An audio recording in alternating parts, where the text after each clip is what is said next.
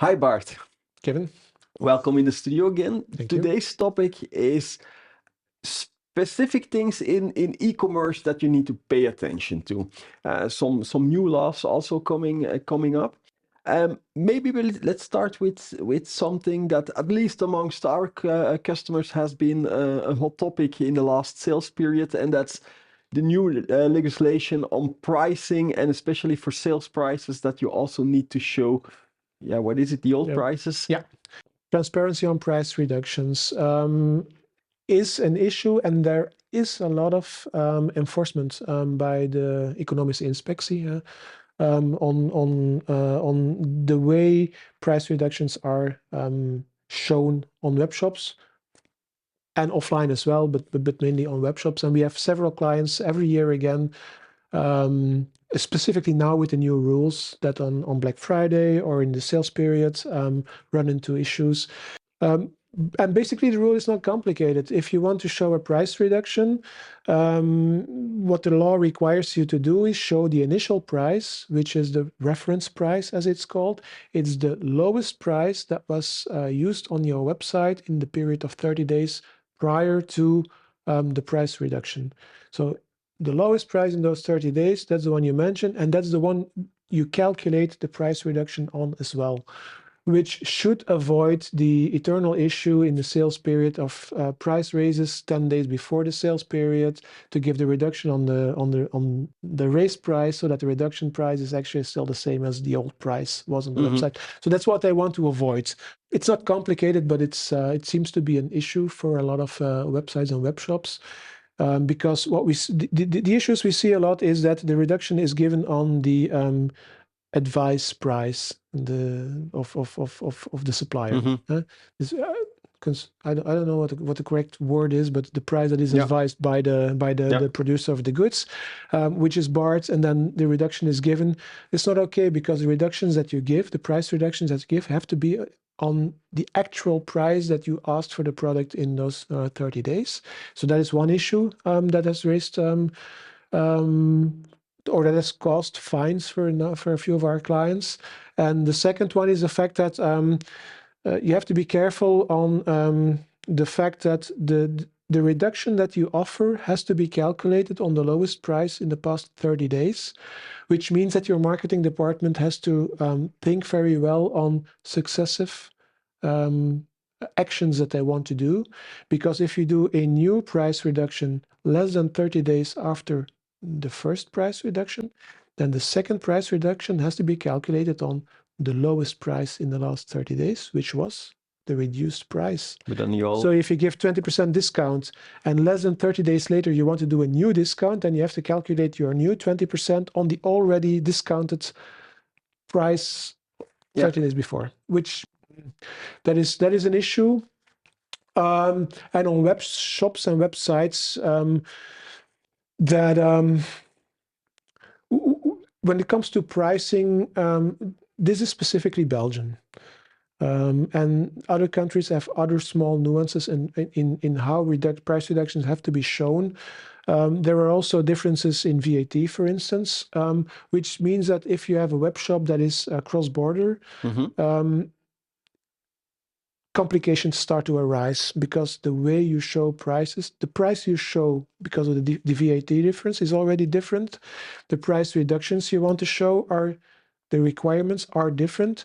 So either you dynamically change the way the website is presented based on the IP address of the website visitor, but that requires quite a bit of development, or you really have to work with different websites for different countries, which also costs a lot of money. But you have to know that the way you give discounts in Belgium is not the way you give discounts in the Netherlands, and the price that you show and the discount that you show has to be adapted to the person visiting your website, the consumer visiting your website. So that is one of the things that requires attention. Yeah, the good thing for our customers on Salesforce is that having country-specific sites isn't that hard. That's a way out of it. Yeah.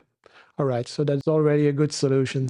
And then the price reductions, be careful, because they're, and the fines are high.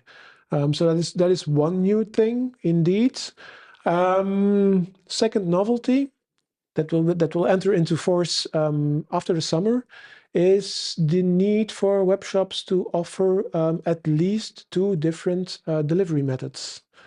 And luckily for us, the law doesn't say which delivery methods. As a web shop, you're still at liberty. Collect in store also Collect in count? store can count as a delivery method, yes. Home delivery can be one. Delivery in the parcel boxes of bpost can be one.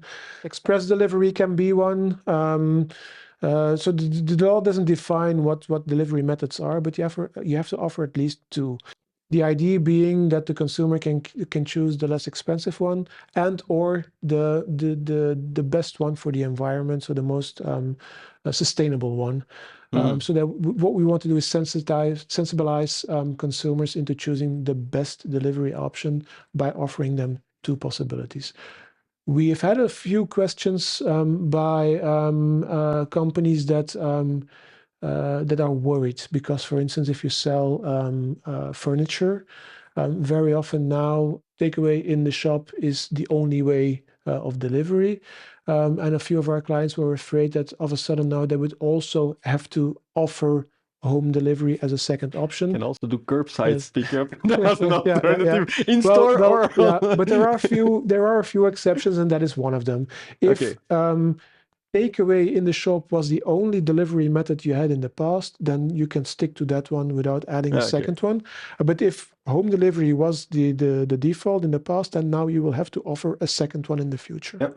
And I think we'd already talked about it in one of the previous webinars, but it's good to put it also in this context, is the fact that the guest checkouts, that you also need to offer a guest checkout as a possibility. Yes, I have a lot of discussions with web shop managers. Yeah, everybody likes to have their customers have accounts.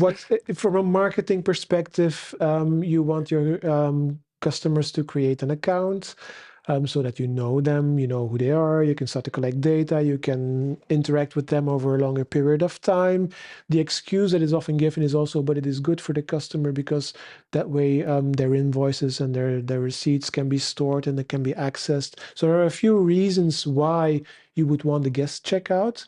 But there is a very important reason why you can't force people to make a guest checkout, and that reason is data protection, GDPR, where creating creating the account in the long term is asking for people's consent to store their data over a longer period of time.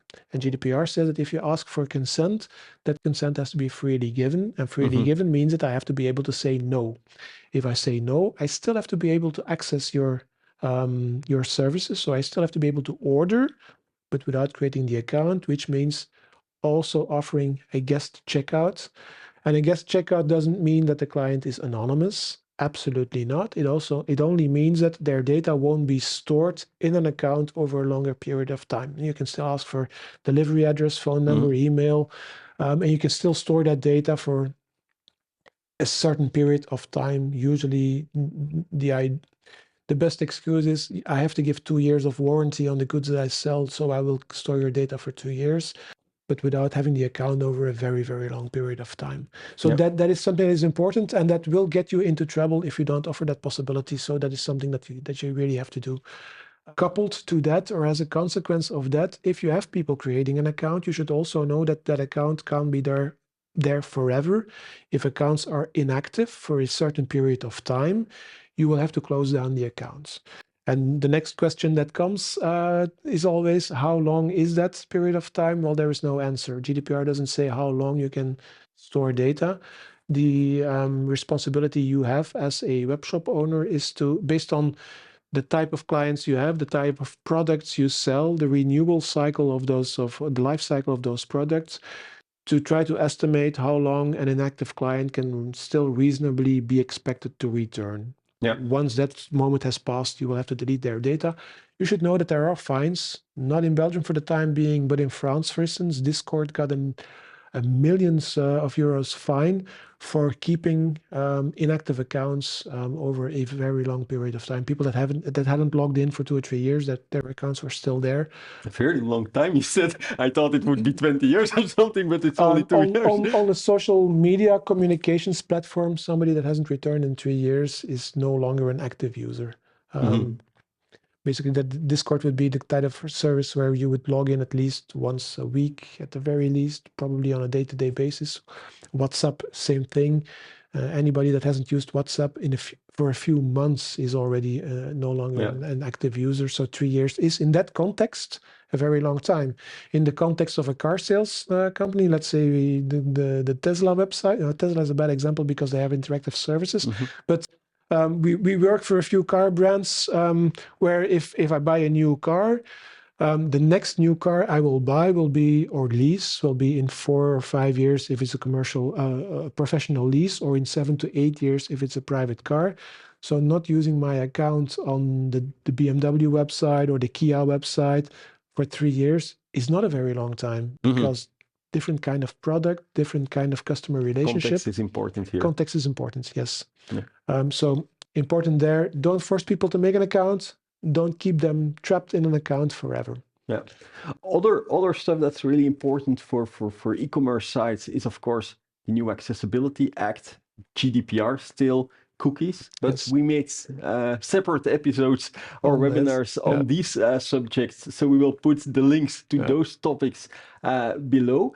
Anything else you find important to share with e-commerce managers? Yes, well, consumer protection. We do hundreds of web shop scans every year. And we've been doing that for 12 or 13 years now. So I've seen thousands and thousands of web shops. And we see time and time again that respecting consumer rights, not always by bad intentions, usually inadvertently, goes wrong, giving the 2 years warranty, the return rights, not charging extra costs for digital payments, or for credit card payments. Geo-blocking is very often an issue also, where in what perspective? Where websites are not can't be accessed, and we're not talking Accessibility Act here, but can't be accessed by customers outside of certain territories, where the law says that I should be able, let's talk airlines, let's talk Lufthansa website. As a Belgian consumer, I have to be able to access the German version of the Lufthansa website if I want to order on the German website, because I think tickets are less expensive on the German websites. What we very often see is that the German website won't be accessible. I will be redirected automatically to the Belgian website, which is not okay, because I have to, as a consumer in the European Union, I have to be able to access the most advantageous offering throughout the EU. So shielding your website for people outside of Belgium is an issue that we see on a regular basis. Very often also without really wanting to, because geo-blocking is also making it practically impossible for people to order on a website. My brother lives in the south of France. My godchild lives in the south of France. When Santa Claus comes, he comes over the internet. So I order things and have them delivered. And what I very often see, if I try to order toys on let's say Fnac.fr or another French website, is that I have to give in my address, and to give in my address, I also give the postal code. Very often, the field in which you have to put the postal code is pre-formatted and requires 6 digits, because in France, postal codes have 6 digits. I can't enter my Belgian postal code, so I can't place the order. Yeah, or even worse, that the country drop down just has a few options, and something else is so not. that is an issue where a lot of web shops are unaware of. So the consumer protection part very often goes wrong. The transparency very often goes wrong, making sure that you have a cookie policy that is accessible, that you have a privacy policy that is detailed, explains. Most privacy policies I see are, we process your data. If you want more information, contact us. I'm exaggerating, yeah, but but that's not the while point. Yeah. no, that's not the point. You should have real. We use your email address. We share it with that and that and that and that partner. We use it for that and that and that and that purposes. For every purpose, you should also mention how long the data will be retained for that specific purpose. So you need a lot of detail that is often not present today. And the thing is that if you ever run into complaints by consumers, and we talked about GDPR in another video, there will be an investigation by the data protection authorities that will not be limited to the complaint. They will start a broader examination, and the first thing they will look at is your website and Yeah. your privacy policy. And if that is not okay, Yeah, then it starts already mean, bad. yeah. That's the window of your shop. The window should be okay. So data protection is a very important one as well. And then I think that terms and conditions often go wrong, where warranty obligations are not okay. There's still reference being made to laws that are out of service since 3 or 4 years. A lot of my clients try to limit return rights, which is a separate discussion in its own, because having goods returned within 14 days has an impact on logistics, on finance, on operations in general. Very often, returned goods are very hard to sell again, but all of that should be part of your business plan, of course. And I see a lot of web shops trying to escape return obligations, or trying to make them make customs pay for the return, or trying to limit the return, or trying to make people justify why they return, or asking that the original packaging is still present, or the original invoice is still present. That's not allowed? No. Basically not. If the consumer can prove that he bought the goods in your web shop through bank statements, or through, I don't know, they took a picture while they were ordering online, I can any imagine proof is sufficient, and you can't. I can imagine that the reason why a lot of websites also ask that is to be able to resell it to another customer. Yes, and what you can do is charge a cost for repackaging. I had a client once that sells design lighting. And he explained to me that if those are returned and the original packaging is gone, it's impossible to sell them again, because the packaging is part of the experience. Yeah. If you pay 3,000 euros to have light in your kitchen, you want it to be. It's like buying Mac, eh? It's like and buying Apple, a Mac. Indeed, you indeed, need the box. indeed. So what he can't do, and I had to explain that, is that he can't ask that the original packaging is present when the goods are returned, or refuse the return if they aren't. What he can do is, in the terms and conditions, state that if the packaging is damaged or absent, a 5 or 10% fee will be charged to allow for repackaging. But then it has to be in the terms and conditions. A good reason to have your terms and conditions read and adapted by a experienced. Yeah, but the feeling I get, and don't get me wrong, Bart, but it's all very interesting, but at the same time, it gives me some fear that as an entrepreneur who is trying to do everything to be in order with all those legislations, that I will always miss something. You will probably always miss something, which is why if you're in e-commerce, you need professionals surrounding you to offer the best digital marketing services, to make sure that you have the best website. You also need to surround yourself with the best legal advice in e-commerce, I think, to make sure that you stay updated and you stay compliant. And without wanting to make too much promotion for our own services, we have a website certifier service in which we screen e-commerce websites on data protection compliance, on cookie compliance, on consumer protection compliance, on, I think, a total of 150 touch points that we will check, and that we will advise you on how you have to make sure that you are compliant, in order to make sure that you don't People take get their unnecessary card legal checked risks. every year. Maybe also do it with your A website. small legal check wouldn't be a bad thing to do. Okay, Bart, thank you very much You're for welcome. sharing the knowledge. And you at home, thank you for watching the show again, and I look forward to see you in the next webinar.